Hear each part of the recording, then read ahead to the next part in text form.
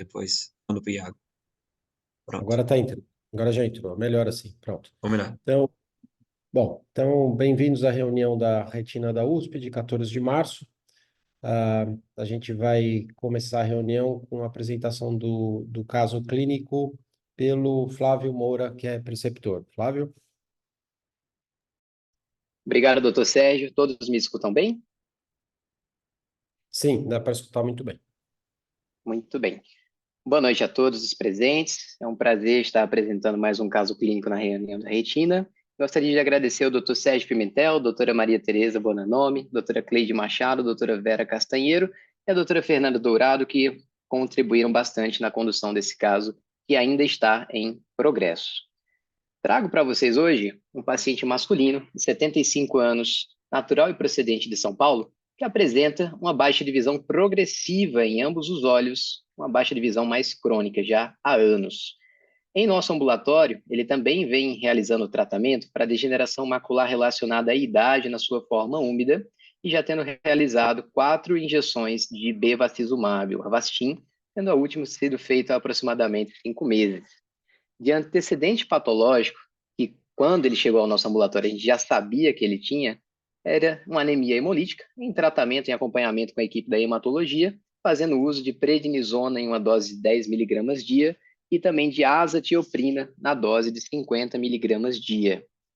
Além disso, quando a gente passa para o exame oftalmológico, ele apresenta uma acuidade visual com a melhor correção de contadeiros a 2 metros no olho direito e de 20/40 no olho esquerdo, uma motilidade ocular sem alterações, pupilas também nada digno de nota, e no segmento anterior, ele já foi submetido a uma cirurgia de catarata no olho direito, portanto é pseudofásico, e no olho esquerdo ele ainda apresenta o cristalino com a catarata nuclear duas cruzes. A partir de agora, a gente vai começar a ver a avaliação multimodal, começando pela uma retinografia de polo posterior, o olho direito e o olho esquerdo. Além disso, uma retinografia de grande angular do olho direito e do olho esquerdo, aqui um pouco de artefato na região mais central. Autofluorescência do olho direito e a autofluorescência do olho esquerdo. Começando agora a gente avaliar a angiofluorescinografia do olho direito. Primeiro registro aqui aos 49 segundos e o outro 2 minutos e 25. 4 minutos e 5 minutos e 16, focalizando a parte mais inferior. Passando para o olho esquerdo, ambas as imagens de 1 minuto e 18 segundos. Pouco mais avançado aqui, já uma fase mais tardia, com 11 minutos e 16 minutos. Agora uma angiografia com indocianina, fase mais inicial, de 1 minuto, e de 4 minutos à direita. Fase mais tardia. Já no olho esquerdo, aqui à esquerda, com 1 minuto e 43 segundos, e no olho direito, com 5 minutos e 28 segundos.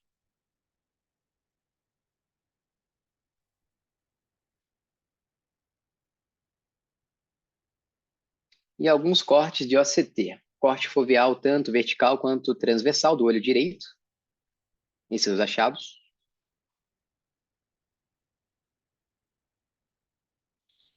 O olho esquerdo, com os seus achados.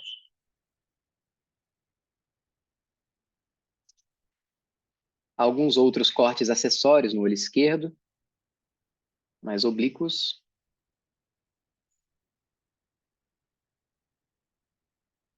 OCTA de ambos os olhos, olho direito e esquerdo, o esquerdo abaixo.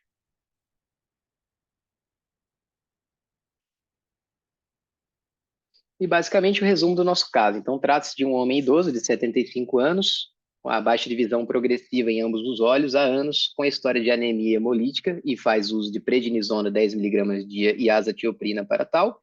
Um diagnóstico até então sendo acompanhado por DMRI em uso de terapia antiangiogênica, com a melhor cuidado visual de contadeiros a 2 metros no olho direito, 20/40 no olho esquerdo, e toda essa avaliação multimodal gostaria então de abrir para hipóteses diagnósticas. Perfeito. Algumas características que é importante a gente destacar. Primeiro, ele tem perda de visão há alguns anos. Perda de visão não é recente, né?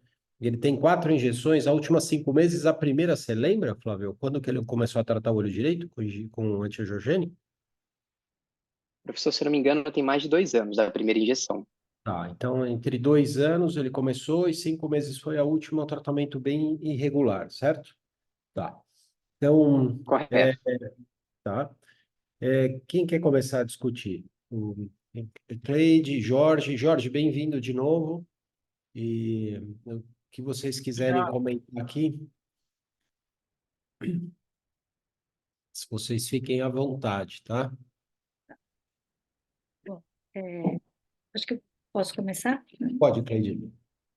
Bom, o que chama atenção, primeiro, na história dele, é um uso crônico de corticoide, que vai ter importância aí nas hipóteses.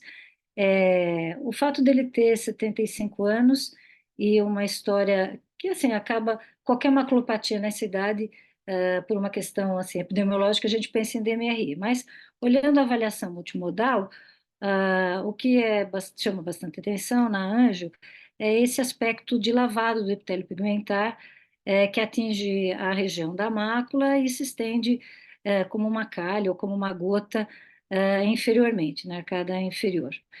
E na endocianina desse mesmo olho, a gente vê áreas, não são completamente difusas, mas áreas de hiperfluorescência ou hipersenescência no polo posterior, e de encontro aí com esses achados, a gente vê que no OCT ele tem na coroide os vasos que estão, não nesses cortes, mas tem alguns cortes que mostravam uma coroide mais espessa do que esperado para alguém de 75 anos, né? E no olho esquerdo, que ele não tem queixa, ele também tem um descolamento seroso e também áreas de hiperfluorescência na endocianina verde. Então, isso junto com um quadro de uso crônico de corticoide faz pensar num quadro de parcoroide, uma central serosa crônica. Aí no olho direito, onde ele já fez injeções de antiangiogênico, então a hipótese na ocasião foi de que ele tivesse uma membrana. Hoje, assim, fica difícil da gente dizer que ele tenha uma membrana neovascular. Ele tem líquido intrarretiniano, mas isso podia ser só de um fluido subretiniano crônico que vai migrando e evolui então para um edema em cistos intrarretinianos, uma esquises, mas pode ser que ele, em alguma época ele tenha tido membrana, nem no ACTA não ficou claro para mim que tivesse sinal de fluxo ou uma membrana típica, e então a minha única dúvida, ou mesmo na endocianina, é se realmente ele teve uma membrana epiteliana, uma membrana neovascular subretiniana, ou se ele tem só um quadro de central serosa crônica que evoluiu para o líquido intra, e no outro olho ele tem um descolamento seroso peripapilar que não atingiu a mácula, então ele não tem queixa. A gente podia até pensar numa pacoroide peripapilar, mas acho que não entra no critério aí. Pelo que eu vi, a coroide peripapilar não é maior do que a subfoveal. Perfeito. É, Jorge, algum comentário diferente, concordante ou não? Eu concordo com a Cleide, parece muito uma serosa crônica no acima do paracoroide. Do lado direito, você tem líquido crônico. Eu não vi membrana na angiocT e esse lavado do epitélio aí bem característico. E no lado esquerdo, você tem essa alteração também do epitélio pigmentar, com algumas hipertrofias do epitélio pigmentar. E dos dois lados você vê a coroide bem espessa. Então eu ficaria também com a serosa crônica. Perfeito. Deixa eu perguntar uma coisa para vocês. Se vocês não vissem a imagem do direito, só vissem a imagem do esquerdo, essas alterações de hiperalto são focos de hipoalto com borda hiperalto, tá? E na anjo a mesma coisa. Faz vocês lembrarem de algum outro diagnóstico? Só olhando a imagem, vamos dizer, da anjo da autoflor, qualquer causa que cause vazamento crônico, um tumor de coroide, desde um hemangioma ou até um tumor maligno, uma metástase, só olhando a autoflor e a anjo, ou mesmo a imagem colorida, né? Poderia ter uma massa ali que a gente não estava identificando. É Cleide, uma alguma imagem de síndrome lavado da pele. paraneoplásica pode dar essa imagem? Oi? Alguma síndrome paraneoplásica pode dar essa imagem do olho esquerdo? Então, tanto meta como um síndrome paraneoplásico. Se fosse dos dois olhos, poderia ter até um bidamp. Mas esse lavado é bem inespecífico, né? Tanto de paraneoplásico como de tumor mesmo. Cleide, você já viu comumente essas alterações hiperalto com borda hiperalto circulares em central serosa crônica? Não, Não é como comum, né? muito não. Como muito não. É. Então, eu acho que aqui o principal diagnóstico diferencial para a gente excluir é uma síndrome paraneoplásica, mascarada por uma central serosa crônica que ele tem no direito, então a gente não conseguiria perceber um quadro de bidamp. Você pode ter síndrome para um bidamp ou um dump unilateral, né? Um quadro paraneoplásico unilateral. Então, nesse paciente, eu concordo com vocês. O principal diagnóstico é uma central serosa crônica, que ele tem algumas, como você falou, Cleide, tem uso crônico, ele usou corticoide durante vários anos. É isso, Flávio? Isso, professor, por causa do quadro da anemia hemolítica, que é de origem autoimune dele, ele inclusive ainda faz uso do corticoide em doses baixas.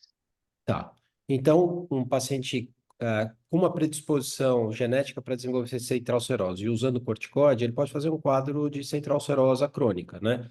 Aqui a gente não vê membrana neovascular e para a gente fazer o diagnóstico diferencial de DMRI, você tem que ver drusa, né? Ou você tem que ver atrofia geográfica, ou até poderia ser uma polipoidal no direito, mas a linha do EPR, ela é linear, você não tem DEPs aqui, né?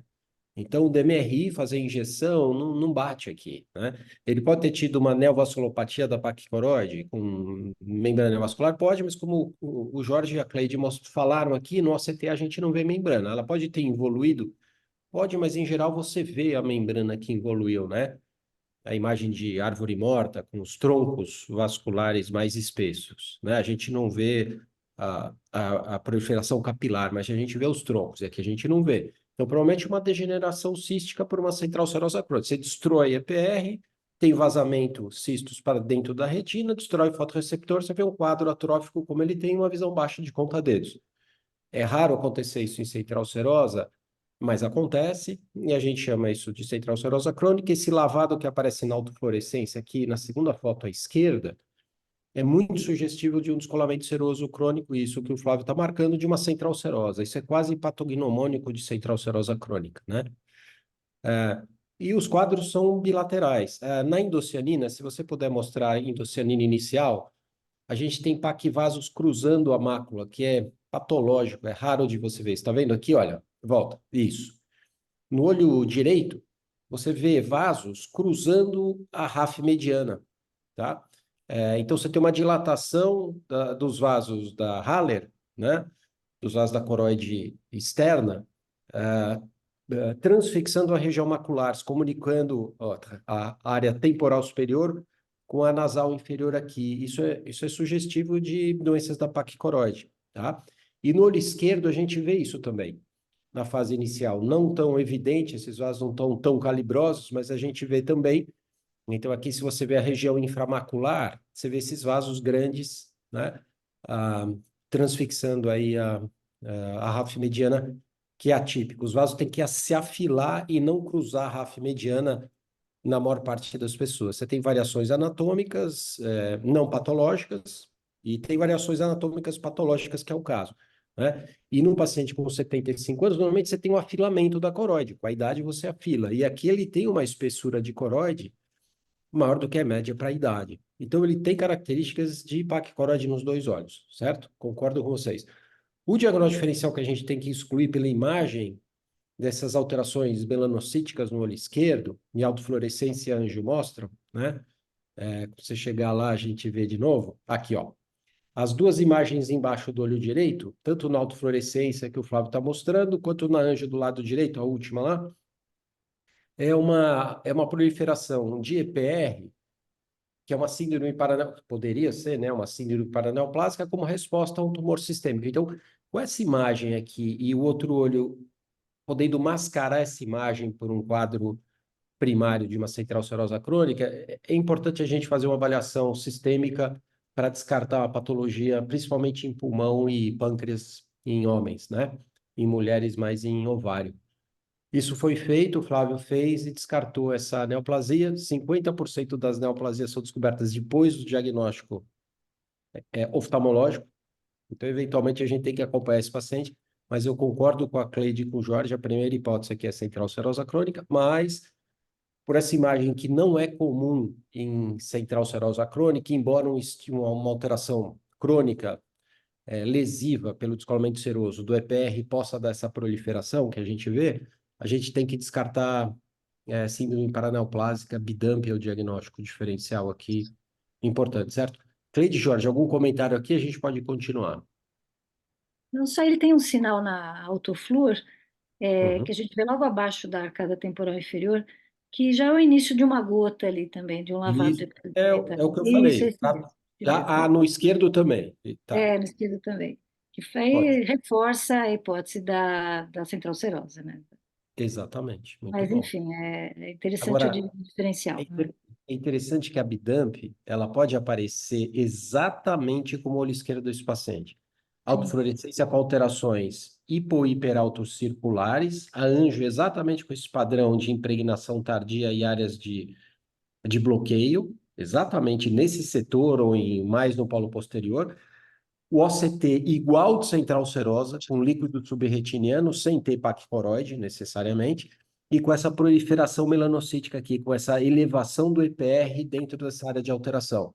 Então, se a gente pegar só o OCT, a autofluorescência e a endocianina do olho esquerdo dele, se a gente não visse a anjo, autofluorescência e OCT, essas três imagens são sugestivas de bidump, né? Que pode ser unilateral, raramente, né? A indocianina fala muito a favor de uma central serosa. Então, por isso que a ênfase aí é não esquecer uma avaliação de neoplasia sistêmica que foi feita e foi descartada. Então, concordo com o que a Cleide e o Jorge comentaram, né? Você quer continuar, Flávio? Posso continuar, professor? Então, de fato, as nossas principais hipóteses diagnósticas, a gente não tem dúvida da central serosa, né? Uma apresentação bem típica, principalmente aqui no olho direito, mas, como foi bem discutido, a gente não podia deixar de pensar no BEDAMP, em melanoma, e pensou em melanoma, a gente sempre tem que fazer as diferenciações de nevos para melanoma, mas a gente fica realmente mais com a central serosa, tendo em vista que, pelo menos no momento, a gente fez todo o rastreio com exames laboratoriais e também com exames de imagem, além de ultrassonografia ocular, e não demonstrou nenhum achado compatível com alguma neoplasia, algum outro foco de neoplasia aí em sítio à distância. Posso passar para a revisão, professor? Pode passar. Maravilha. Então, diante desse caso, bonito caso, até para diagnóstico diferencial, eu quis trazer dois momentos para a nossa revisão de literatura. Em primeiro momento, eu quero falar um pouco sobre a central serose nas suas formas agudas e crônicas, até para os R1s que estão chegando. E no segundo momento, eu achei um artigo que fala dos mascaradores da central serosa. São diagnósticos diferenciais que a gente tem que ter em mente, principalmente quando a gente tem um fluido subretiniano. A gente vai falar mais para frente de várias causas de fluido subretiniano, vendo a partir de imagens. Então, vamos começar aqui agora sobre a corioretinopatia central serosa, em que a gente tem como importância, primeiro, falar da epidemiologia. É um quadro bem característico de homens, uma proporção que às vezes chega até de 3:1 quando relacionada à mulher, e tem uma faixa etária típica, uma faixa etária que costuma até impactar quando causa uma baixa de visão mais importante, a faixa etária exatamente das pessoas que estão em atividade laboral, ali entre os 30 e 50 anos, e saber que pode haver recidivas. O quadro é caracterizado, principalmente o agudo, com momentos em que você tem a sintomatologia, o fluido subretiniano, resolve-se, mas depois pode voltar a acontecer. Quais são as principais características da central serosa, a forma mais aguda? É a presença, então, do líquido subretiniano, associado a descolamentos do epitélio pigmentar, e a gente tem que lembrar que a central serosa, ela se insere no contexto da paquicoroide, como a gente vai ver nas outras reuniões da retina mais para frente, não é simplesmente a presença de um paquivaso. Tem toda uma fisiopatologia envolvida para justificar. Então, aqui a gente consegue perceber, por exemplo, os vasos da camada de Haller, da coroide, bem dilatados, aqui abaixo da região foveal, associado a esse fluido subretiniano. Esse aqui é a cara da central serosa e você também poderia ter débitos aqui associados, descolamento do epitélio pigmentado. Deixando a imagem um pouquinho de lado, vamos continuar e relembrar os principais fatores de risco, são clássicos, e aqui o nosso paciente apresentava o uso do corticoide, seja tópico, seja sistêmico, no nosso caso, sistêmico. E tem também a síndrome de Cushing, que é um hipercortisolismo, mas de uma causa endógena. Além disso, síndrome da apneia e hipopneia obstrutiva do sono, pacientes às vezes um pouco mais ansiosos, que a gente chama de personalidade A, e pacientes em uso de simpático-miméticos, como, por exemplo, anfetaminas, pseudoefedrina, entre outros. A clínica, a gente costuma diferir entre a forma aguda, em que, pela presença do líquido subretiniano distorcendo a arquitetura da retina, a gente pode ter metamorfopsia, micropsia, diminuição da acuidade visual, um desvio hipermetrópico. Já a forma crônica, geralmente é um quadro mais arrastado, o paciente pode se queixar de escotomas e uma das possíveis complicações do quadro crônico é a presença de uma membrana neovascular. E aí, nesses casos, quando ela entra em atividade, como por exemplo com um sangramento, o paciente pode se queixar de uma baixa de visão mais súbita. E só para pincelar um pouco do tratamento, na forma aguda, às vezes a gente até decide por observar, em vista essa característica às vezes mais autolimitada e que não deixa tanta sequela no fundo de olho, tá? Aproximadamente tem uma melhora espontânea em até 3, 4 meses. Mas se você detecta, por exemplo, através dos estudos angiográficos, algum ponto de vazamento que não seja na região da fóvea, afinal você não quer dar um tiro de laser na fóvea, você poderia até ir lá e dar um tiro de laser. Já a forma crônica, você tem algumas coisas disponíveis para fazer o tratamento, como, por exemplo, o micropulso, PDT, nos casos em que complicam com membrana neovascular, o anti-VEGF, e os estudos mostram que a espironolactona não é efetivo para esses quadros. Então, vencemos esse contexto mais inicial aqui da teoria, só para mostrar aqui algumas imagens clássicas. Então, aqui, por exemplo, a gente tem um estudo de angiografia, demonstrando aqui o vazamento nessa região da lesão. E a gente tem um outro aspecto aqui, como se fosse uma fumaça de chaminé, um foco ativo de vazamento, que vai terminar preenchendo toda a área do descolamento de retina seroso do paciente, aqui o líquido subretiniano. Já a forma crônica é muito semelhante ao que a gente observa no caso do nosso paciente, com esse efeito aqui em calha gravitacional, um lavado já de EPR devido ao quadro mais crônico do paciente. Mas sempre lembrar que uma das possíveis complicações é a presença de uma membrana neovascular, como a gente pode observar aqui nesses OCT e nesse OCTA. Muito bem. Tendo visto então a central serosa, tanto sua forma aguda quanto a crônica, vamos relembrar possíveis diagnósticos diferenciais que você pode estar diante quando você tem a existência de um fluido subretiniano. E aí, eu queria começar falando que a gente pode ter doenças vasculares de coroide, condições inflamatórias, doenças vasculares da retina e alguns outros diagnósticos diferenciais que é importante ter na cabeça, para a gente não pensar que é só central serosa, causa de fluido subretiniano. Começando, então, pelas doenças vasculares da coroide, eu trago aqui para vocês o conceito da neovascularização idiopática da coroide, em que a gente tem a presença de uma membrana neovascular na ausência de outras causas, como, por exemplo, o paciente não tem DMRI, não tem miopia patológica, e a forma mais comum de membrana nesses casos é uma membrana tipo 2, ou seja, está ali acima do EPR e abaixo da retina neurosensorial. O que é que pode confundir, por exemplo, com central serosa? Os estudos mostram, por exemplo, que a faixa etária de acometimento dessa neovascularização idiopática de coroide geralmente é ali, nos indivíduos abaixo de 50 anos, faixa etária compatível com central serosa. E, principalmente, quando a central serosa apresenta uma fibrina subretiniana, ela poderia até realmente ser confundida com uma membrana idiopática também.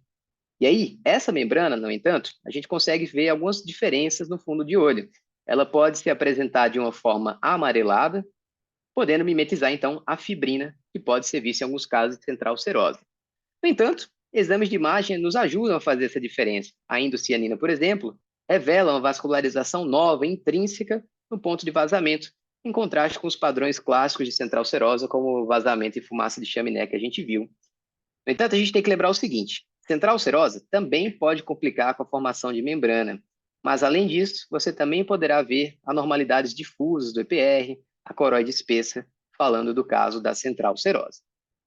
O artigo também traz, só para mostrar aqui a OCT com a membrana e essa lesãozinha aqui nessa região, para falar mais a favor da neovascularização idiopática de coroide. O artigo também traz a polipoidal como um diagnóstico diferencial, mas a gente já tem bastante diferença. Primeiro eu vou pincelar as semelhanças. Por quê? A polipoidal e a central serosa, elas fazem parte do espectro da PAC coroide. Então você tem a coroide espessa, tem hiperpermeabilidade da coroide, que pode ser visto, por exemplo, no estudo da indocianina. Mas existe uma série de diferenças, e a gente já pode começar falando já da epidemiologia, em que a gente sabe que a polipoidal costuma cometer uma população mais idosa.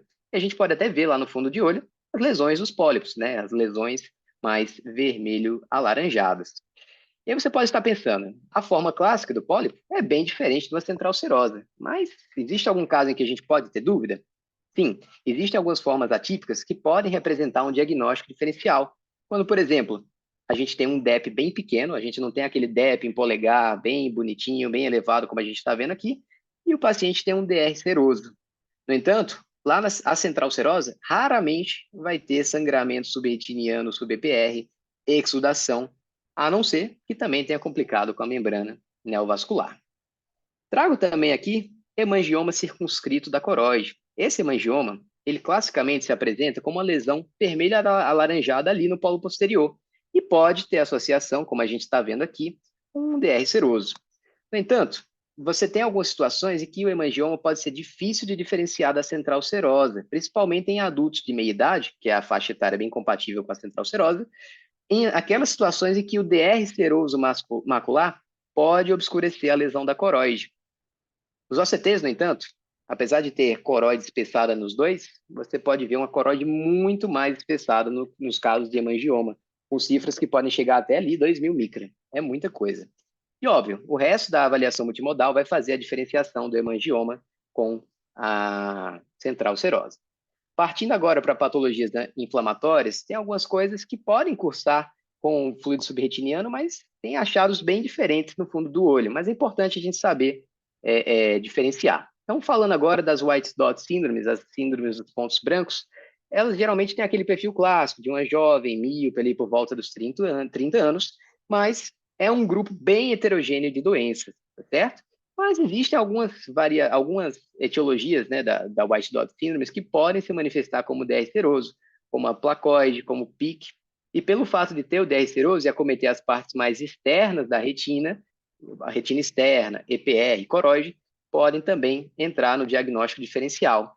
E uma coisa importante para ressaltar é que nesses contextos inflamatórios, a coroide também pode demonstrar um aumento da permeabilidade, que é uma das coisas comuns lá na fisiopatologia da central serosa e da PAC coroide como um todo. Aqui, então, a gente consegue ver essas múltiplas lesões bilaterais mais amareladas no polo posterior. Além disso, a doença de Vogt-Koenig arada é uma das causas mais importantes de uveíte difusa, caracterizada por uma inflamação coroidal difusa, mas a gente tem que se lembrar que a gente não está diante apenas de um quadro oftalmológico. A gente encara a doença de Vogt-Koenig arada como uma doença sistêmica, né, direcionada principalmente ali contra os melanócitos do corpo. No entanto, o que é que pode levar a coisas em comum com a central serosa? O fato de ter um descolamento de retina seroso, o fato de você poder ter vazamento na angiofluorescinografia e também a questão da coroide poder estar bem espessada nesse contexto inflamatório. Mas a gente tem que lembrar que aqui a gente está diante de uma condição inflamatória. Então vai ter vitreite, vai ter reação de câmara anterior, você pode ter edema de disco, e aqui, além de ser um quadro sistêmico, costuma ser um quadro bilateral. Já caminhando para o nosso fim, colocar aqui algumas outras doenças. Vamos falar então da fosseta de nervo óptico, que quando congênita é uma escavação focal ali no disco, geralmente no quadrante inferotemporal, e aí existem várias justificativas, várias teorias para justificar o porquê de se acumular esse fluido subretiniano. Uma das mais características, uma das mais defendidas, é exatamente a passagem de um vítreo mais liquefeito para a região ali depois de você ter tido um DVP. Mas existem outras teorias que até pensam, por exemplo, se não é um líquor que está vindo ali do espaço subaracnoide e termina infiltrando e causando esse descolamento de retina seroso.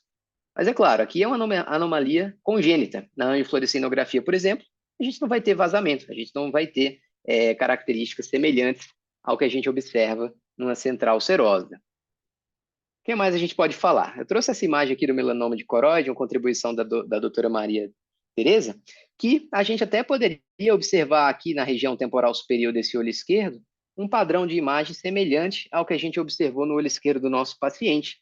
Essas placas, essas lesões confluentes e hiperautofluorescentes nessa região.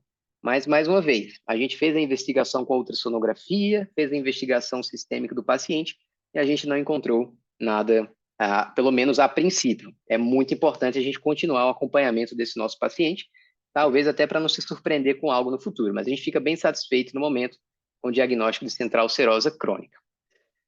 Quase que já no final, inibidores da MEK, a gente tem que lembrar da MEK-CAR, né, a retinopatia associada aos inibidores da MEK. Para quem ainda não ouviu falar, os inibidores da MEK são drogas liberadas pelo FDA para fazer o tratamento de melanoma. Só que, em alguns casos, ele pode cursar com múltiplos DEPs, fluido subretiniano, geralmente são bilaterais e até simétricos, mas aqui, mais uma vez, a gente não observa, por exemplo, a plaque coroide. São lesões que, quando você suspende o tratamento, são lesões que são autolimitadas, então podem melhorar, certo? E tem uma história positiva para tratamento de melanoma com essas medicações. E para finalizar, vamos falar das bestrophinopatias. E aí, pessoal, a gente sempre lembra da doença de Best, aquela distrofia macular que acomete de pacientes mais jovens, mas a gente tem que lembrar que as bestrophinopatias, na verdade, são um espectro de doenças relacionadas à mutação num gene, o gene BEST1. E isso inclui, tudo bem, a distrofia macular viteliforme de Best, mas também inclui, por exemplo, a distrofia macular viteliforme do adulto, entre outras coisas. Todas essas condições podem se manifestar como uma redução da visão central e também um descolamento da retina neurosensorial, entre aspas, que pode acometer a mácula, simulando, então, a central serosa. Mas é importante você fazer a diferenciação por vários motivos. Primeiro, se você acompanha o paciente, você vai ver a evolução da lesão típica. E segundo, você, por outros exames, como, por exemplo, o eletrooculograma, que está alterado em todas as fases da doença de Best, você vai ter ali uma diminuição do índice de Arden. No entanto, se você for avaliando aqui, com a reabsorção desse material viteliforme, realmente aparenta ter um descolamento de retina seroso. Então, se você chegasse apenas nesse estágio para ver o paciente, você poderia questionar se, na verdade, ele não estava ali diante de uma central serosa. Mas, obviamente, tem muitas outras coisas para a gente ver que fazem exatamente essa diferenciação. E é assim que a gente conclui hoje. Eu agradeço bastante a atenção e uma boa noite para todos. Parabéns, Flávio. Excelente, tá? O caso, a revisão, parabéns. A gente continua seguindo esse paciente aí para acompanhar o olho esquerdo dele para não afetar a mácula dele, né? Agora, a gente vai fazer a imagem, e a imagem a Juliana é que vai apresentar. A Juliana é preceptora. Juliana, à vontade. Boa noite, sou Juliana, sou preceptora esse ano e fellow da retina cirúrgica. Vou apresentar a imagem da semana de hoje. Queria começar agradecendo ao professor Sérgio Pimentel pela ajuda na confecção dessa apresentação. Bom, então a nossa imagem é essa fundoscopia de uma paciente de 59 anos do sexo feminino que veio com uma queixa de baixa de acuidade visual em ambos os olhos e ao exame uma acuidade de 20/150 em ambos os olhos. Então, considerando esses achados da fundoscopia, eu queria abrir para discussão de hipóteses diagnósticas. Muito bem. Então, só essas imagens aqui, ó. Aparentemente, os dois olhos estão afetados, o direito mais do que o esquerdo, tem uma lesão escurecida aqui em ambos os olhos, maior no olho direito. Cleide, Jorge, vocês dois aqui, então vou falar com vocês direto. Se eu olhasse só o lado direito, Aham. lembraria até um macroneurisma que rompeu e você tem hemorragias em diversos planos e com resoluções diferentes, certo? Eu pensaria talvez nisso. Mas aí você tem do outro lado uma lesão escurecida, peripapilar, que não tem nada característico de hemorragia, parecendo uma hipertrofia da epitélio pigmentar da retina, bem circunscrito, localizado, lembrando até um nevus peripapilar. Tá, isso.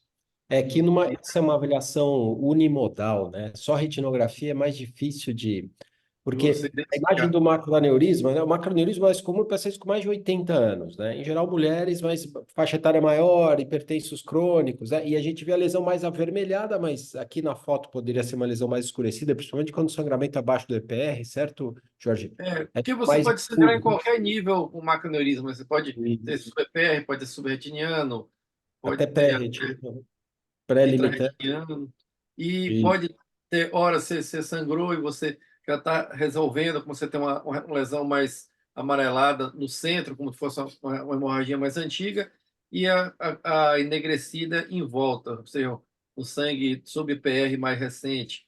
Certo. Então, varia por Mas causa dessas não, tá? características. Ela não, as artérias dela aí estão boas, não tem Ah, não, as aneurisma. artérias estão ótimas, não Ah, parece uma hipertensa crônica. Então, você sim. tem essas lesões bilaterais, uma na arcada, outra do outro lado. Realmente não tem Quando a ainda. gente vê a imagem multimodal, Jorge, vai ficar mais fácil. Cleide, alguma Eu acho que hipótese aqui? eu acho que a causa da baixa da visão parece que ela tem um descolamento seroso nos dois olhos, que está envolvendo a mácula, e fora isso ela tem uma lesão profunda, é, provavelmente na coroide. Até temporal inferior no olho direito, parece que ela tem um descolamento do epitélio pigmentar também. E em cima, onde tem essa pigmentação, parece que ela tem uma lesão de coroide, penso aí num tumor, parece que ela tem uma hipertrofia do EPR secundária, alguma lesão que seria mais profunda ainda, podia até ser inflamatória, do tipo alguns granulomas, né? Mas acho que não dá para excluir tumor também, por aqui agora. Tá. Então, outra hipótese, então, tumor de coroide, mas aqui seria bilateral, né? Ou É só se fosse mais metástase, né? Tumor assim bilateral só se for metástase. Ou então os granulomas, e que estavam com a hipertrofia do IPR secundário e com descolamento seroso, aí baixando a visão. ela Só não se tem nenhuma também pensar, reação. sabe em quem? Uhum. Ok. Em osteoma de coroide, fazendo É neovascularização, sangramento. muito mais velha. A gente vê osteoma em paciente jovem, mais É, em está com mais 60 jovens, anos. em geral unilateral, né? Mas tudo bem, mas tudo está valendo aqui, certo? Tem uma pergunta aqui do Bernardo, se ela é automíope. Não, Bernardo, ela não é automíope. Qual seria a hipótese de um paciente automíope ter uma lesão semelhante a essa, Bernardo? Depois você escreve aí, tá bom?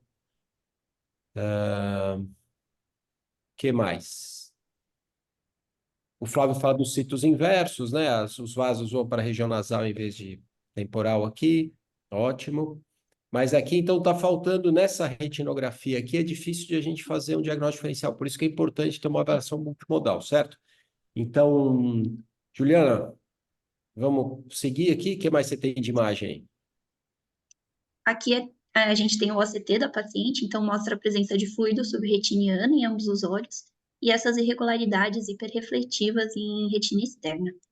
Então, a Cleide falou que ela tinha um descolamento seroso, realmente tem um descolamento seroso que envolve a mácula. Esse corte não é mácula, não é foveal no olho esquerdo, mas não no olho direito.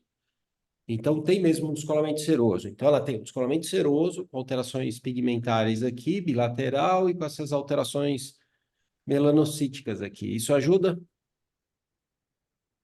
É, continuo achando Não que a causa tem. primária deve estar na coroide, né?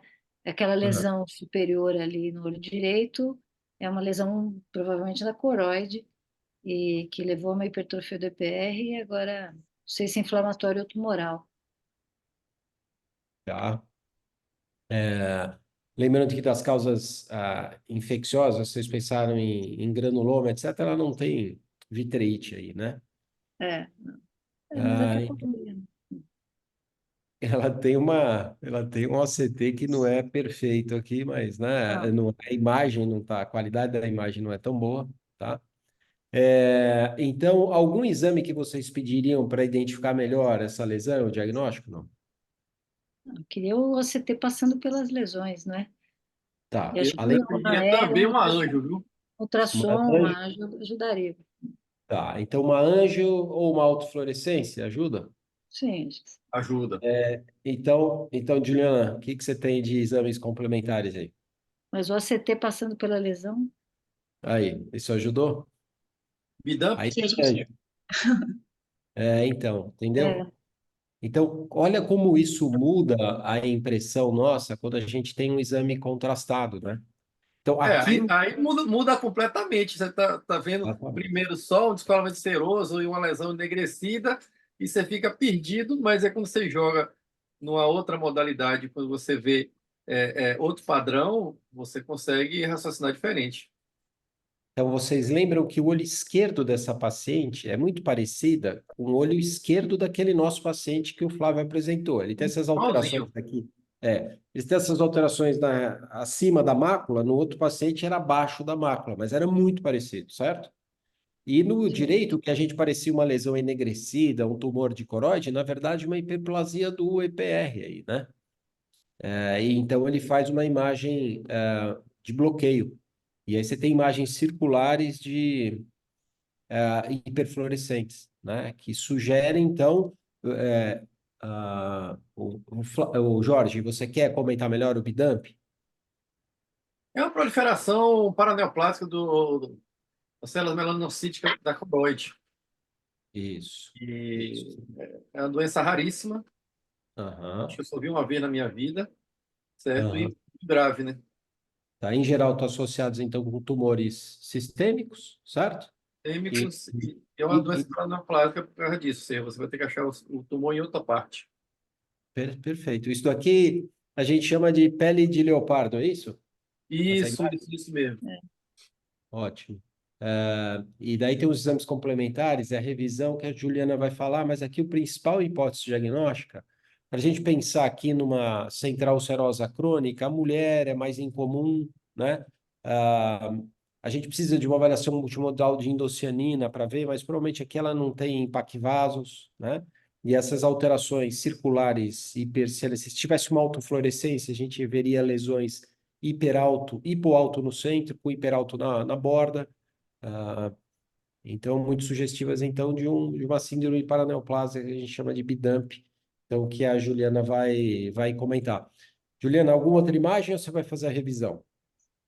Não, só uma informação que a gente tinha deixado oculta é que essa paciente ela tinha já um diagnóstico de adenocarcinoma de ovário metastático, estava fazendo uso de tamoxifeno. Certo? E o adenocarcinoma de ovário é o tumor mais frequente para mulher, em mulheres, para darem essa síndrome paraneoplásica, para homens é pulmão e pulmão principalmente, né?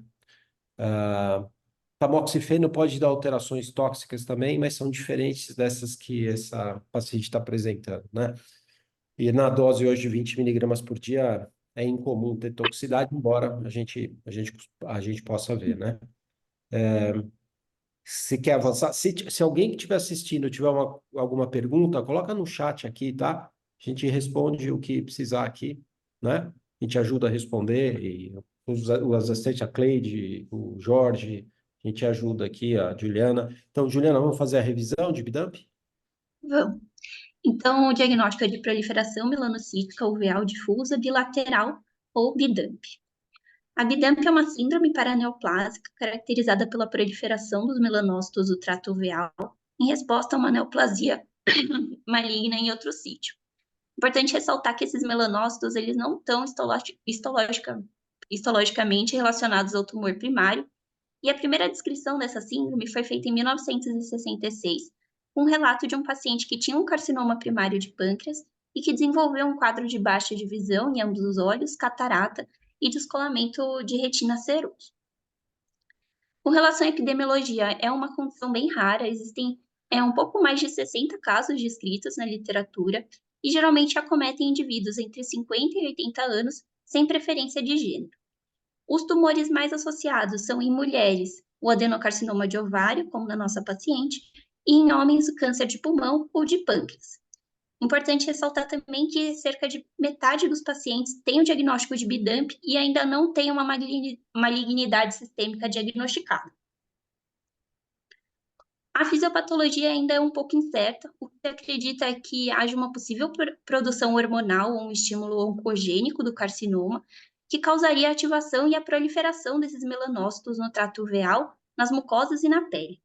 Alguns estudos mais recentes identificaram esse fator CMEP, que está presente em uma fração do IgG no plasma dos pacientes com BIDAMP, que em estudos in vitro estimularia a proliferação exclusiva de melanócitos em culturas de célula.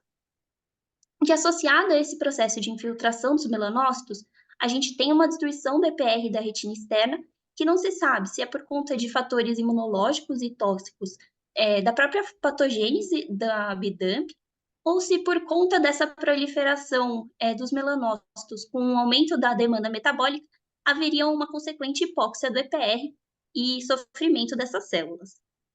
Por fim, a gente também tem o descolamento de retina seroso, que poderia ser por conta do comprometimento da própria função do EPR ou por uma quebra da barreira hematorretiniana. Clinicamente, esses pacientes vão se apresentar com uma baixa de acuidade visual bilateral aguda ou subaguda e indolor. E em 1990, Guess descreveu esses 5 sinais oculares cardinais da doença. O sinal mais precoce são essas múltiplas manchas avermelhadas, arredondadas a nível de EPR, que na angiofluorescenografia se comportam como áreas multifocais de hiperfluorescência precoce. Um outro sinal seriam esses tumores melanocíticos uveais múltiplos, pouco elevados, geralmente pigmentados, associados a um espessamento uveal difuso. E os outros sinais são o descolamento de retina exudativo e uma progressão rápida da catarata bilateral. Além desses 5 sinais cardinais, a gente pode encontrar tumores pigmentados em corpo ciliar ou íris. Então, nessa primeira imagem, a gente tem uma lesão mais semelhante a um nevo de íris e aqui já um tumor mais elevado. A gente pode encontrar cistos em corpo ciliar e em íris. Então, nessa imagem, a gente observa cistos próximo à borda pupilar com grânulos de pigmento no seu interior. E aqui no BM, a gente vê que esses cistos, eles inclusive geram um estreitamento aqui do ângulo do seio camerular. E, por fim, 26% dos pacientes a gente pode encontrar também lesões pigmentadas em pele e mucosas. E aqui eu trouxe de exemplo um paciente que evoluiu com essas pequenas lesões hiperpigmentadas em mucosa oral. Nos exames complementares, a gente vai ter no ACT atrofia e irregularidade de EPR, fluido subretiniano, descolamento bacilar, depósito de pigmentos e perda de fotorreceptores. Na autofluorescência, a gente encontra essas múltiplas áreas de hipoalto com bordas hiperalto. E na anjo, os tumores melanocíticos vão se comportar com um padrão hipofluorescente. E a gente vai encontrar também aquele padrão em pele de leopardo com essas múltiplas áreas numulares hiperfluorescentes. Com relação aos diagnósticos diferenciais, a gente pode dividir em 2 categorias, a depender da apresentação clínica do paciente. Aqueles pacientes que estão no estágio mais precoce e que ainda não desenvolveram os tumores pigmentados, e aqueles pacientes que já desenvolveram os tumores melanocíticos. Nos pacientes que estão nessa categoria mais precoce, a gente tem que lembrar de síndrome de efusão uveal e linfoma, e nos outros pacientes que já têm os tumores pigmentados, lembrar dos diagnósticos diferenciais de melanoma de coroide, nevo de coroide e hipertrofia congênita GPR. Comentando rapidamente de cada um desses diferenciais, então, na síndrome de efusão uveal, a gente tem um maior acometimento de homens, geralmente em meia idade, que vão ter esse descolamento de coroide e corpo ciliar, vão ter um descolamento de retina não regmatogênico e vão ter essas múltiplas áreas de hipertrofia e hiperplasia de EPR que vão gerar esse aspecto em pele de leopardo. O linfoma intraocular primário já acomete mais pacientes do sexo feminino, entre a 4ª e 6ª década de vida, e o subtipo mais comum é o linfoma difuso de grandes células B. Clinicamente, esses pacientes podem se apresentar com uma inflamação intraocular e com vitreite, ou então apresentar essas lesões amareladas subretinianas, que inicialmente são menores e com esse aspecto mais granular, e que com o tempo vão se tornando maiores e confluentes. No ACT, a gente vai ver esses depósitos de material hiperrefletivo sub-EPR, e na anjo a gente também pode encontrar um padrão em pele de leopardo. Já o nevo de coroide geralmente se apresenta como uma lesão plana ou bem pouco elevada, pigmentada, com um tamanho geralmente menor do que 5 milímetros. Pode apresentar aquele halo atrófico ao redor ou essas drusas na superfície, e geralmente não tem fluido subretiniano associado. Já o melanoma de coroide são lesões maiores e mais elevadas. A gente encontra fluido subretiniano e esse pigmento é alaranjado, que é a lipofucsina. Por fim, em relação à hipertrofia congênita de EPR, geralmente são lesões mais unilaterais, são lesões pigmentadas, arredondadas, com bordas bem definidas, e que podem se apresentar como uma lesão única e solitária, como um conjunto de lesões agrupadas ou como lesões multifocais. E aqui é importante lembrar que casos de hipertrofia congênita de EPR bilaterais e multifocais, a gente tem que pesquisar a associação com polipose adenomatosa familiar. Por fim, em relação ao manejo dos pacientes com BIDAMP, então, primeiramente, se eles não têm nenhuma patologia sistêmica já diagnosticada, encaminhar para uma investigação extensa para malignidade oculta e encaminhar para o tratamento da neoplasia primária. Em relação ao quadro ocular, já foram tentadas diversas abordagens terapêuticas, mas a que se mostrou com melhores resultados foi a plasmaférese, em que se observou melhora tanto da acuidade visual, como do líquido subretiniano e melhora da espessura da coroide. Aqui eu trouxe um exemplo de um paciente com BIDAMP que tinha uma quantidade expressiva de fluido subretiniano ao diagnóstico e que depois de 18 ciclos de plasmaférese conseguiu resolver completamente o fluido subretiniano e teve uma melhora importante da acuidade visual, que foi de conta-dedos para 20 e 30 em ambos os olhos. Com relação ao prognóstico, geralmente esses pacientes têm um prognóstico mais reservado por conta da própria neoplasia primária, né? Geralmente eles vão vir a óbito por complicações dessa neoplasia e a sobrevida após o diagnóstico fica em torno de 8 a 24 meses. Obrigada. Excelente, Juliana. Parabéns, tá? Excelente caso e excelente revisão, né? E a gente agradece também a Cleide e o Jorge pelos comentários. Excelente. Agora vamos ver o artigo, o Arthur que vai apresentar, que é R2. O artigo fala de inibição do fator de complemento 5 para inibir crescimento de atrofia geográfica, né? Isso são 18 meses desse estudo, que é o estudo fase 3, chama Getter 1. Tem o Getter 1 e tem o Getter 2, são estudos paralelos, né? Essa droga já foi liberada no mercado americano, norte-americano, ela chama Izervay, tá? Ela chamava, durante os testes clínicos, Zimura. A empresa foi vendida e o nome foi trocado. Então, a empresa é Astellas, está entrando no Brasil, e provavelmente esse medicamento vai ser usado aqui no segundo semestre ou no começo do ano que vem, tá? A outra droga é o pegcetacoplan, que é o inibidor de C3, esse é o inibidor mais específico no final da cascata do complemento, que é o inibidor de C5. Então, o Arthur vai mostrar as vantagens dessa droga em relação ao grupo controle. Eu acho que é um artigo muito importante para a gente prestar bastante atenção, porque isso é intratável hoje, e a gente tem que ter uma avaliação crítica sobre os resultados desse tipo de tratamento. Depois eu queria que a Cleide e o Jorge comentassem os resultados, tá bom? Então, Arthur, fica à vontade aí. Boa noite a todos. Está escutando bem, professor? Escutando bem. Está aparecendo a tela para todos? Tá. Beleza. Então, eu sou o Arthur, residente aqui do segundo ano do serviço. Vou dar início aqui à apresentação do artigo da semana. Uma breve introdução aqui sobre o assunto, sobre a atrofia geográfica, que é uma forma avançada aí da DMR seca. Ela é caracterizada por atrofia do EPR, fotorreceptores e córeo capilar. Surge normalmente fora da região foveal, mas com a sua progressão pode vir a afetar a visão central do paciente de forma irreversível. Aqui é o artigo que o professor comentou sobre a droga ACP para o tratamento da atrofia geográfica com 18 meses de follow-up. Então, o ACP é um inibidor do C5, que é um dos componentes do sistema complemento. É uma medicação em estudo para o tratamento da atrofia geográfica e esse artigo mostra aí os resultados do follow-up de 18 meses do uso dessa medicação. O desenho de estudo é um estudo internacional de corte prospectiva, randomizada, duplo cego e com um grupo controle. Ele foi dividido inicialmente em duas partes. A parte 1 com 77 participantes, divididos em 3 grupos. O primeiro grupo recebeu 1 miligrama de ACP mensal, o segundo grupo 2 miligramas e o terceiro grupo, o grupo controle. A parte 2 envolveu mais participantes, 209. O primeiro grupo recebeu 2 miligramas de ACP, o segundo grupo 4 miligramas e o terceiro grupo, o grupo controle.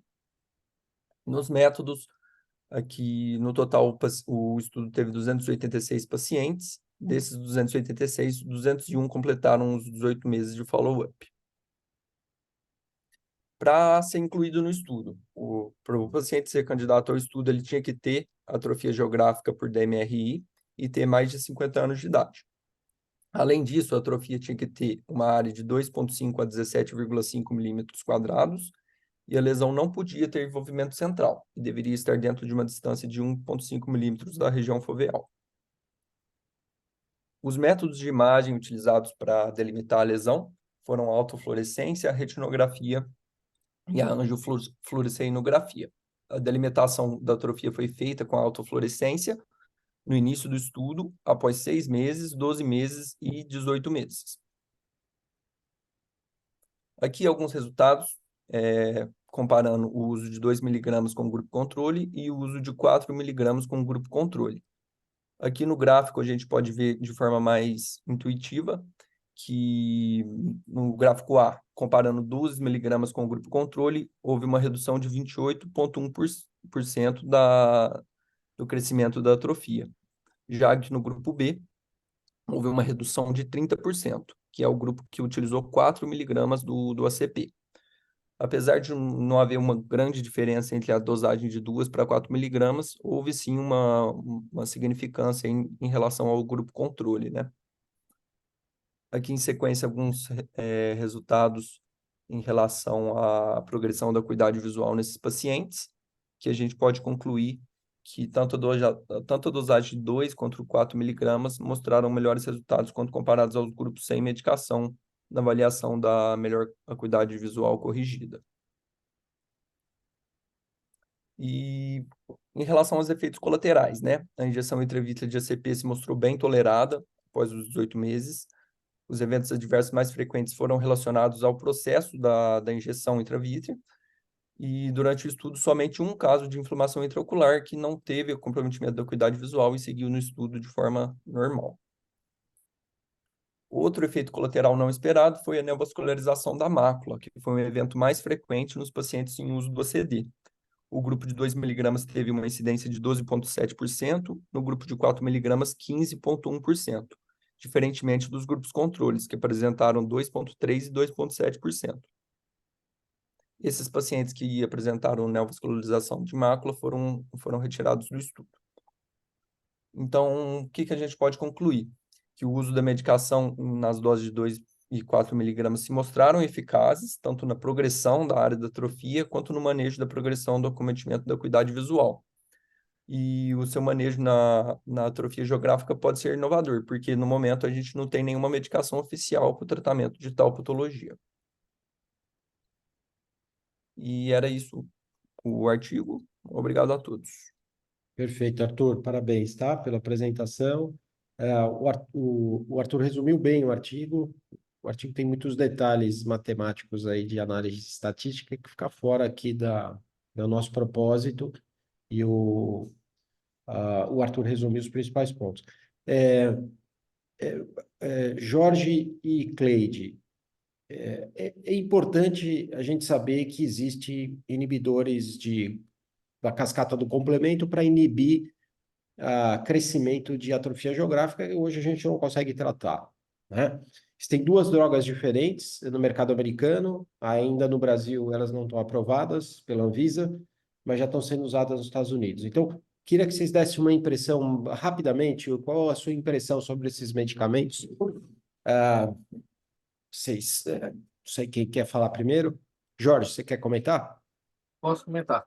Então, essas medicações que entraram no mercado americano há mais de um ano, no ano passado, se não me engano foi em fevereiro, que primeiro veio o pegcetacoplan, que é da Pelis, que já começou a ser usado. E depois se não me engano, em maio, que foi autorizado o Izervay, que era o Zumira, que é o inibidor de C5. É algo que a gente chama de game change. De uma hora para outra, a gente tem uma medicação para uma doença que é progressiva, causa perda visual central definitiva e que a gente não tinha nada a fazer. Mas a primeira coisa que ele tem que lembrar dessa medicação que ela não melhora a visão, totalmente diferente do anti-VEGF, que você usa e o paciente tem uma melhora visual significante na maioria das vezes. Você, nesse momento aí, você está comprando tempo. Você diminui a progressão da doença e que essa progressão começa a ser mais significativa quando você tem bastante tempo. Então, os resultados começam a apresentar mais significantes a partir de 12 meses. Com 6 meses, você tinha um resultado muito pobre. E outras tentativas já foram feitas, milhares de tentativas já foram feitas de outras medicações. Uma que foi muito badalado no passado foi o inibidor de fator D, que foi o estudo Marralo, que quando chegou na fase 2, mostrou que não tinha grande significância de melhora. Então, a melhora é pouca, a gente vai ter que conversar muito com o paciente para explicar a ele qual é o objetivo da medicação, que é diminuir a progressão das lesões e o risco aumentado de 10%, que é significante, e você também tem uma vascularização. Então, você vai ter que tratar o paciente duplamente. Vai continuar tratando o paciente com um anti-atrofia geográfica, um anti-C3 ou C5, e você vai ter que fazer o tratamento do antibiogênico para a membrana. No ano passado, teve um surto de inflamação intraocular grave com o C3 da Apellis, e que isso diminuiu um pouco digamos assim, o estímulo de fazer a medicação. Então, é algo novo, eu acho que extremamente promissor do ponto de vista que abriu um novo caminho. Um dos fatores para a atrofia geográfica é o inflamatório. Existe uma outra medicação extremamente promissora da Avicida, que ele bloqueia macrófago, e essa medicação entrou agora em fase 3, com grande promessa de ter um resultado muito bom e vir também a aumentar essas drogas no mercado, mas não é uma revolução, mas do ponto de vista clínico, a gente vai ter que aprender muito como utilizar essa medicação, porque não vai ser fácil, já que ela ganha, digamos, 2 anos de progressão e varia muito se a lesão é múltipla, é única, se a lesão está subfoveal ou se a lesão é extrafoveal.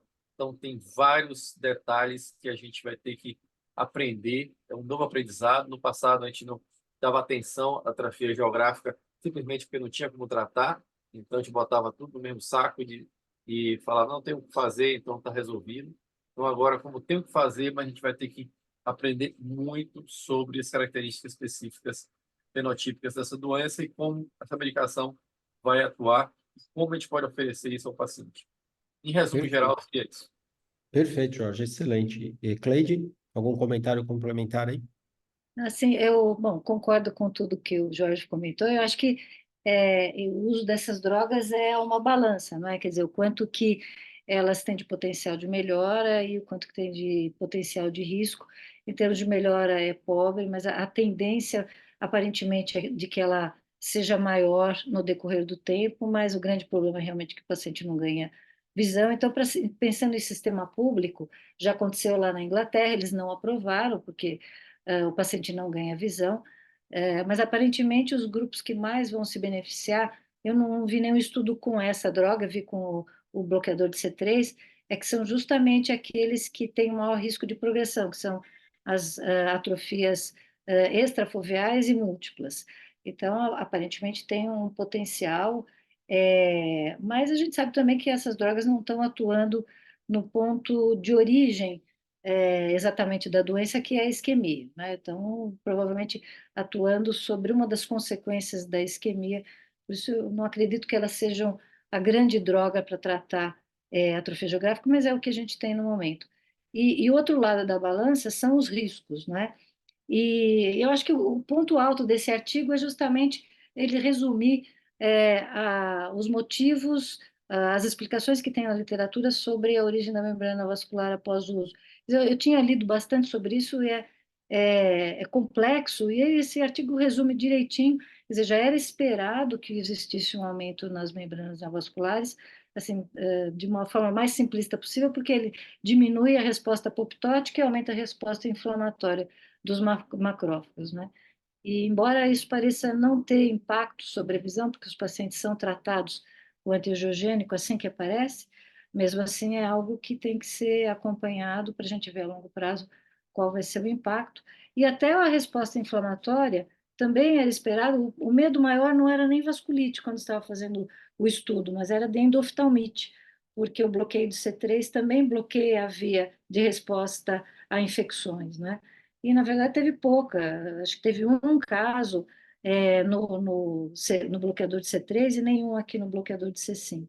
Mas teve essa vasculite no caso do pegcetacoplan, por enquanto nenhuma aqui no bloqueador de C5, mas a gente não sabe se isso realmente está associado a alguma coisa com a aplicação, como no pegcetacoplan eles fizeram a gente acreditar que era a agulha ou a manipulação da droga, ou o piparote, ou se realmente é uma ação que vem do próprio bloqueio do C3, aumentando o risco de processos inflamatórios graves. Então, é uma balança. Eu acho que essa não é a droga, a grande droga para tratar atrofia geográfica, mas é o que a gente tem por enquanto. Perfeito, Cleide. Tem alguns comentários rápidos para fazer. Essa droga, esse estudo comparou duas concentrações, 2 miligramas e 4 miligramas. Vocês viram, quando o Arthur apresentou, que não tem tanta diferença de eficácia, mas tem mais efeitos colaterais do 4 miligramas, potencialmente com alterações inflamatórias, né? Então, o liberado pelo FDA foi 2 miligramas. Então, se usa concentração menor, talvez seja tenha a mesma eficácia, mas com menor risco de efeitos colaterais, né? Como o Jorge e a Cleide comentaram, esses pacientes não têm melhora de visão, né? E eles não tiveram, porque a fóvea não está afetada. Eles podem ter no futuro, não ter piora de visão, mas você não consegue mostrar para o paciente, enquanto ele está tratando, que ele tem ganho de visão. Então, é um problema sério. Ele tem que confiar muito, você tem que ter uma relação muito boa com o paciente para falar que você está preservando a visão dele. Como você segue esses pacientes? Para DMR exudativa, a gente sai com OCT enxugando a retina, tirando o líquido, certo? O líquido intrarretiniano e subretiniano, né? Aqui não tem líquido. Então, você segue basicamente com autofluorescência, mostrando que você não tem um aumento expressivo da autofluorescência, ou seja, perda de retina externa em direção à fóvea. A forma de seguir esses pacientes é diferente, e eles não têm essa percepção. Outras formas de perder visão, de luminescência, de velocidade de leitura, a alteração não foi significativa. Então, parece que não tem esse benefício de segurar, pelo menos em intervalos curtos, essas alterações em relação ao grupo controle, tá? Então, é mais difícil. Como o número de pacientes é pequeno, você não sabe quais subgrupos de pacientes podem se beneficiar com o tratamento. Então, a Cleide falou de lesões extrafoveais e múltiplas, multifocais, elas têm um crescimento mais rápido, mas nenhum desses pacientes foi seguido com a CTA.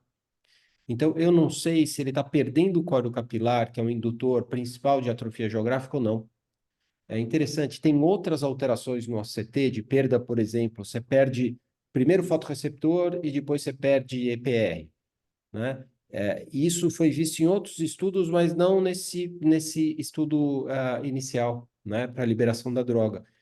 Então, o que eu queria saber no paciente que eu vá usar a droga é se ele tem fator de risco suficiente para eu usar a medicação e se ele vai ter um benefício maior do que outro paciente. Então, se a média de redução de velocidade é entre 20% e 30%, seja inibidor de C3 ou C5, eventualmente, se você escolher adequadamente um paciente que tem vários fatores de risco, ele pode ter, eventualmente, uma redução de 40%, na velocidade de crescimento, 50%. Ou tem uma redução de 10% se não tiver os fatores de risco, e daí eu não vou usar. E não tem esses pacientes com esses fatores de risco determinantes, tá? Tem outros estudos que estão vindo agora, estudos com a CTA mostrando isso. Outro ponto, membrana neovascular, nesse grupo de pacientes, foi entre 12% e 15%, e o grupo controle é ao redor de 2%, quer dizer, você aumenta o risco em 6 vezes de ter membrana neovascular. E como a Cleide falou, existem principalmente quatro pontos fisiopatológicos para você fazer membrana vascular. Agora, imagina, você faz atrofia geográfica, em geral, por perda da corocapilar. E a membrana neovascular, primariamente, ela repõe uma corocapilar. É uma neocorocapilar, né? Então, de uma certa forma, você fazer membrana neovascular pode ser uma característica positiva para você manter a perfusão da coróide desses pacientes que estão perdendo coro capilar, estão perdendo visão por isso, desde que essa membrana não exude. Só que esses pacientes em que se cresceu a membrana neovascular foram excluídos do estudo, então você não sabe o que aconteceu com eles. Você não sabe como era a característica do ACTA desses pacientes, não sabe como esses pacientes responderam com antiangiogênico, não sabe se eles evoluíram, tiveram uma lentificação no crescimento da atrofia geográfica ou não. Então, é um absurdo excluir esses pacientes. Eu queria ver o que acontece se eu consigo controlar a membrana vascular, como eu consigo de outros pacientes, e se essa membrana vai crescendo e vai repondo a área de perda de coro capilar. Teoricamente, se isso acontecer, eu vou beneficiar esses pacientes a longo prazo, né? Outro risco é vasculite oclusiva. Alguns casos são descritos no pegcetacoplano, inibidor de C3, né, e casos recentes. Os dois estudos do inibidor de C5 e C3 não mostraram isso, e nesses estudos posteriores, depois dos estudos pivotais que mostraram essas alterações de vasculite e perda de visão nesses pacientes, perda de visões severas, o número de casos é bem pequeno, mas você pode ter esse risco como em qualquer angiogênico, né? Antiangiogênico, você pode também casos isolados disso, né? Então, como já foi falado antes, a gente está no início de uma nova linha de tratamento para atrofia geográfica. Eu concordo com a Cleide, e eu concordo com o Jorge que talvez essa não seja a linha principal, você inibir complemento. Por que inibir complemento? Porque estudos histopatológicos mostraram que dururusas têm uma concentração de complemento grande. Então, de alguma forma, a cascata do complemento está alterada quando você tem depósito de drusa. Por isso que inibir complemento, teoricamente, melhoraria a evolução desses pacientes. Você tiraria um componente inflamatório associado à evolução desses casos, né? Mas existem outros fatores. Então, se você conseguir preservar a coro capilar ou restituir a coro capilar, talvez seja uma linha de pesquisa relacionada à angiogênese da coro capilar, que tenha frutos se você eventualmente usar isoladamente isso, ou se você até associar com o inibidor de complemento. Então, a gente está no começo do tratamento de atrofia geográfica, era intratável essa condição, hoje a gente tem pelo menos uma droga com uma eficácia pequena, mas é melhor do que não ter nada, né? Então, essas são as minhas opiniões sobre esse artigo. Só um último comentário aqui, só para Fala, te Jorge. lembrar. Nós estamos comparando com o passado, essas drogas parecem muito Macugen. Macugen veio, ele era inibidor específico e de anti-VEGF, se não me engano, 65, e ele não vingou no mercado porque ele não melhorava quase a visão de ninguém. Então, Isso. veio logo o Lucentis e Ranibizumab. o mercado. E, Então, nós estamos esperando a próxima droga. Essa droga chegou, mas eu acredito que em 5 anos aí teria outra droga muito interessante. E a ideia, além da inflamatória, que é um dos processos para formar a atrofia, a outra é o processo vascular. E existe um trial em andamento agora que coloca um stent na artéria oftálmica para ver se melhora a vasculatura da coroide. Não sei os resultados, mas é uma ideia para tentar começar a resolver o problema vascular. lembrando que o oftalmologista não pode colocar stent em artéria oftálmica, né? Não, quem bota é o pessoal da hemodinâmica, Radiointervencionista. intervencionista, certo? É, O oftalmo fica só como espectador para fazer o diagnóstico, para acompanhar e tudo mais, mas não faz intervenção. a gente vai ter que fazer uma residência paralela em É, hoje intervencionista para fazer isso. Perfeito, Jorge, excelente, ótimo complemento.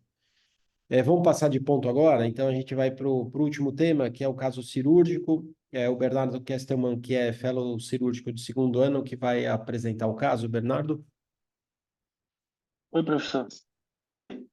dá para ouvir, Tá bom, vou compartilhar aqui.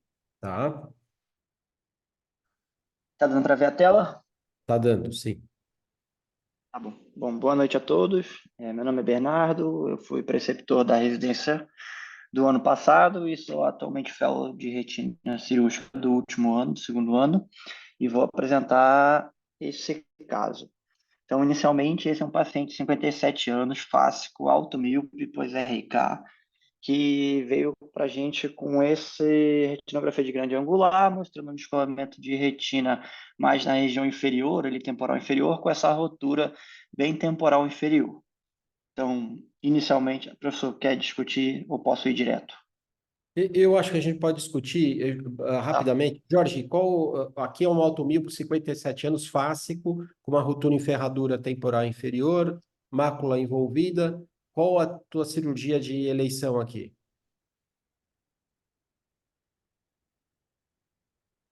Não está dando para ouvir, Jorge. Então, enquanto o Alô? Jorge... Ouvindo? Oi, agora sim.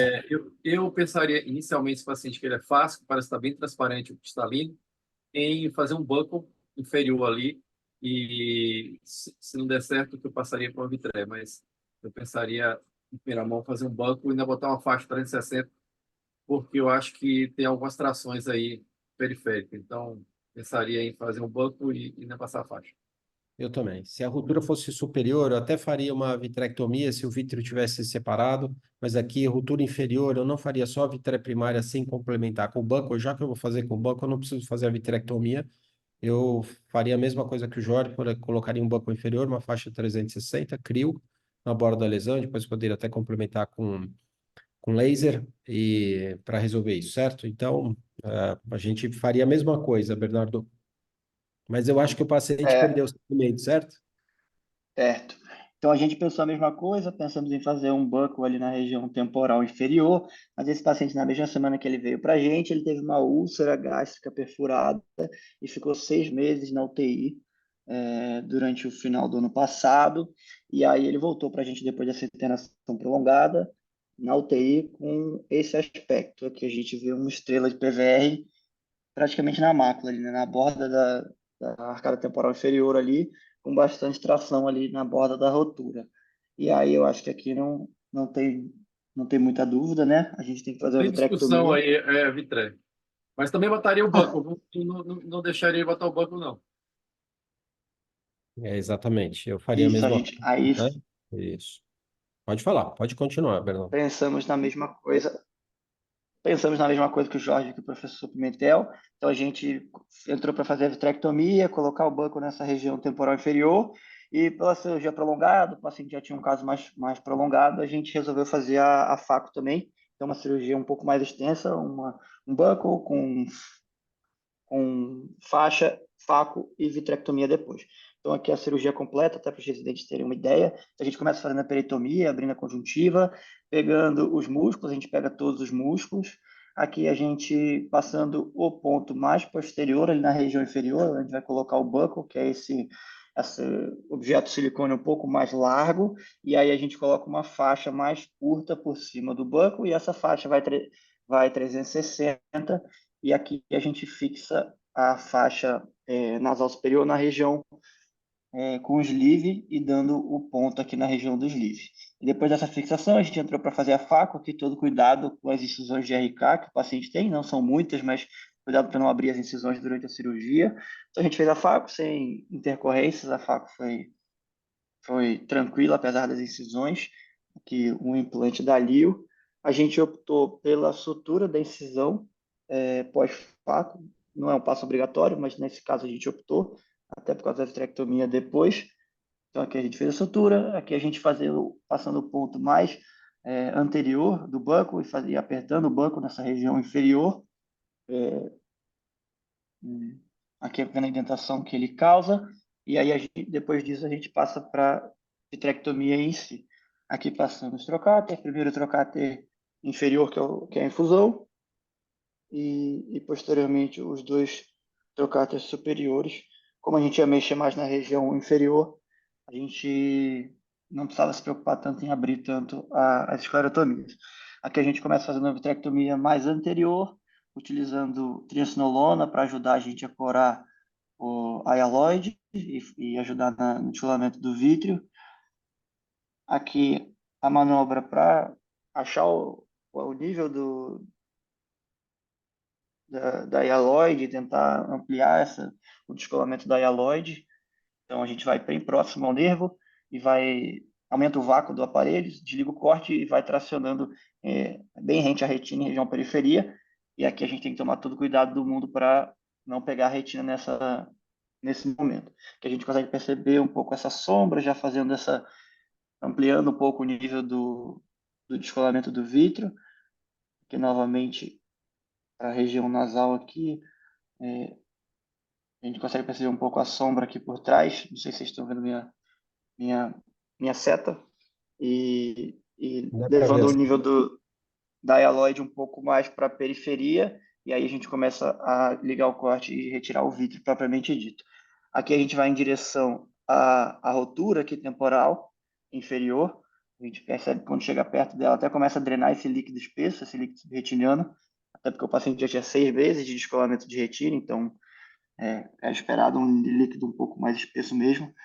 Aqui a gente já chegou no nível da borda mais anterior ali da rotura, a gente retira ela e completa um pouco da base, um pouco só na região mais próxima à rotura.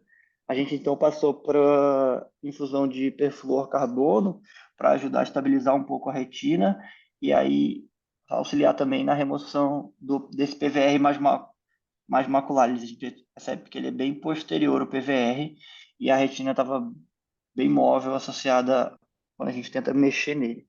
Aqui eu deixei um pouco mais longa nesse momento, porque para todo mundo perceber que esse é o momento mais delicado e também mais difícil da cirurgia. A gente tem que tirar essa membrana, né, que é o PVR, que está por cima da retina, sem rasgar a retina que está embaixo, principalmente nesse caso que o PVR era mais do polo posterior, a gente tem que tomar mais cuidado ainda.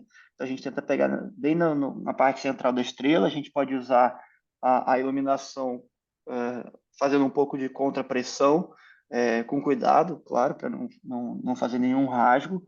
Eventualmente, se a gente acha que precisa, a gente pode passar um chandelier, né, para fazer uma técnica mais de manual e a iluminação fica no chandelier. A gente, então, não consegue tirar o PVR nesse momento, a gente achou que o perfluor estava muito alto o nível, a gente reduziu um pouco o nível do perfluor para ajudar, a gente perde um pouco da estabilidade do perfluor, mas ganha um pouco mais de área de trabalho naquela região ali. Então, a retina veio um pouco de maneira mais fácil em direção ao instrumento, a gente consegue ver, mas a gente consegue trabalhar melhor nessa área. Aqui a gente consegue perceber que levantou um pouco, né, o PVR, a gente conseguiu uma abinha. Aqui a gente está fazendo uma manobra para tentar identificar o nível do PVR ali, passando o instrumento nessas dobras para tentar levantar alguma região ou tentar achar alguma região que já está mais fácil da pega. Mas mesmo assim, continuamos tentando mais um tempo ali. E eu vou adiantar um pouquinho para a região que a gente consegue. Aí aqui vai ser o momento que a gente consegue retirar o PVR propriamente dito. A gente pega essa região que estava um pouco mais já levantada da manipulação ali, dá para ver como uma fibrose ali em cima, e agora sai o PVR ali, essa membrana bem nítida ali na ponta da pinça. E aí, depois de tirar, a gente faz algumas manobras para ver se tinha mais algum resquício de PVR, ou se a retina ainda estava mais dura, mais armada, ou se ela já estava mais móvel. A gente tenta pegar, mexer um pouco para tentar entender. Mas a gente achou que era só algumas dobras residuais, né? Ver que ela já estava com uma mobilidade melhor, mas mantendo algumas dobras ainda. E a gente achou que não tinha mais nada de PVR. A gente subiu um pouco o nível do perfluor novamente, sempre com cuidado para injetar o perfluor já na bolha, em cima do nervo. a gente passa para vitrectomia da base, né, sob dentação, aqui a dentação na região inferior, então só para mostrar como estava sendo feito. E aí um passo importante é ver se não tem nenhuma outra rotura, se não tem nenhuma outra região com alguma degeneração, e fazer uma base muito bem feita na região da rotura propriamente dita. Então, principalmente na parte mais anterior à rotura, né, mais em direção à base vítrea, fazer com bastante cuidado a base nessa região, aí sob dentação bem cuidadosa para não deixar nenhum resquício de vítreo, nem nada para gerar uma tração PVR posterior ali nessa região. Então, depois de fazer a base vítreo 360, a gente optou por fazer laser sobre perfluor, então a gente subiu o nível do perfluor, com cuidado, claro, para o perfluor não entrar por essa rotura, que era uma rotura um pouco maior. E aí, depois de subir o nível do perfluor, com a retina sentada, a gente fez o laser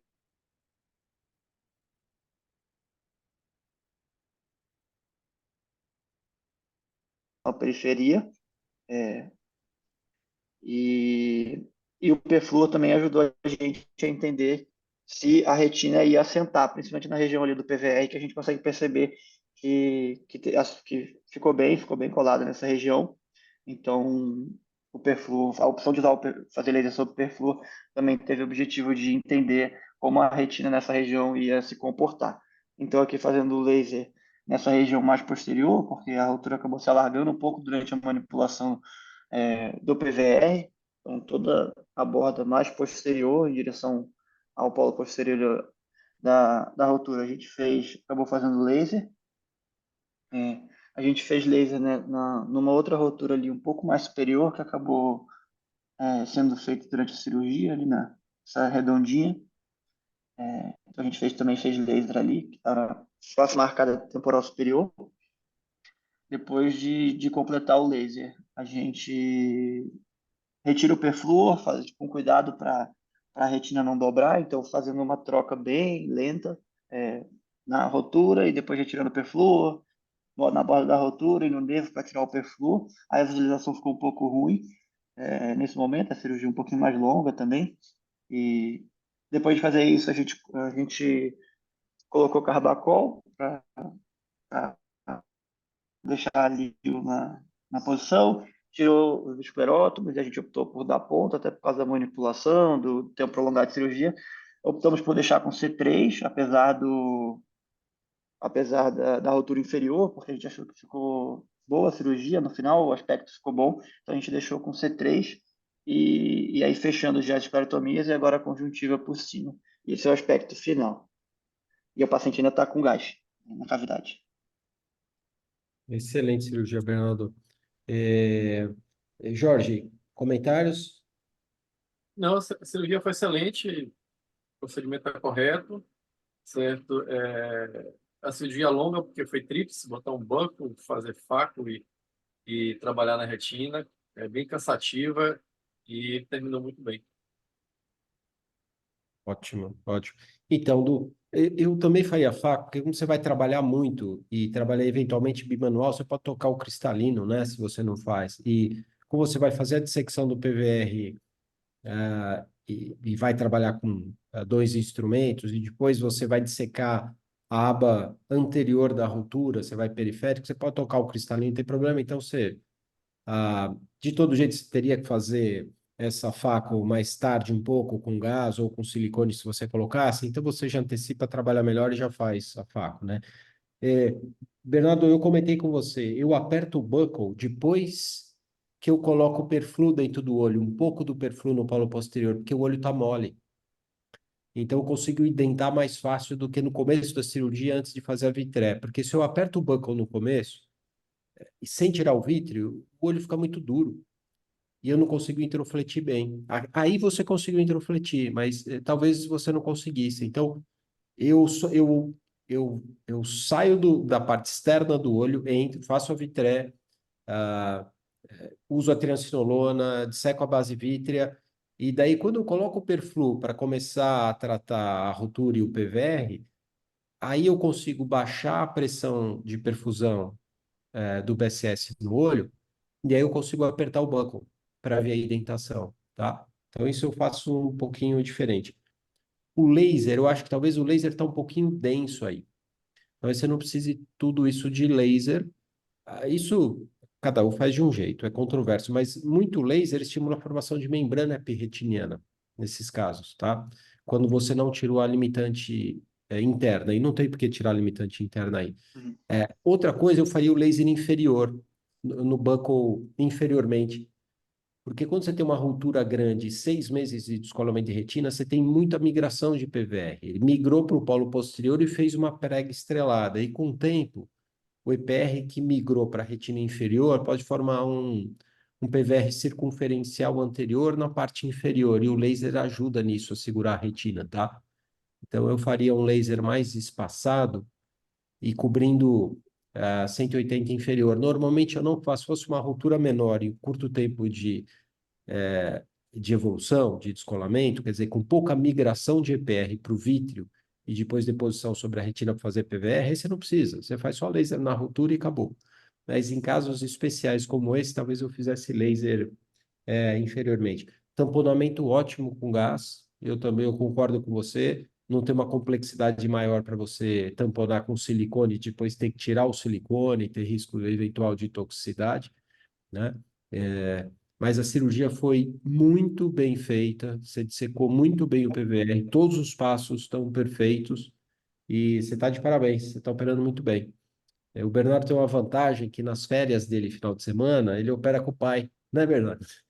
Então você tem um aprendizado, Certo, você tem um aprendizado com o teu pai, que é um brilhante verdade. cirurgião, e tem um aprendizado aqui no HC. Então é um baita cirurgião. Parabéns como você operou, Bernardo. Tá um exímio. Obrigado, professor.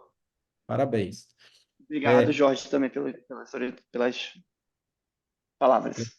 Legal. E não dá para a gente ver o segmento, porque esse caso foi recente, ainda está com gás dentro do olho, mas eu acredito que a retina vai ficar colada. O PVR se forma até 12 semanas em geral, então esses primeiros 3 meses a gente tem que ficar de olho para ver formação eventual de recidiva de PVR, né? Mas como você secou bem aí a LOD, tirou tudo, usou a triamcinolona para tirar melhor a base vítrea, é possível que você não tenha nada, né? É isso, Jorge, algum outro comentário aqui? Não, não, tá bem. O menino tá operando bem, né? Muito bem. Trabalhei foi enorme. É isso aí. Que bom, Bernardo. Parabéns. Obrigado, professor. Parabéns. Então, aqui eu queria fechar a reunião agradecendo ao Jorge Rocha e à Cleide Machado que discutiram todos os casos, agradecer aqui ao Bernardo Kestelman que apresentou o caso cirúrgico, agradecer o Arthur R2 que apresentou o artigo do Iservei, do ACP, agradecer a Juliana Recchia que apresentou a imagem, Bidamp, e agradecer o Flávio Moura, outro preceptor, que apresentou aquele caso de central serosa crônica, tá? E ótima sexta-feira e um excelente final de semana para vocês. E na quinta-feira que vem a gente está de volta aqui, tá bom? Um abraço para todos. Jorge, abração.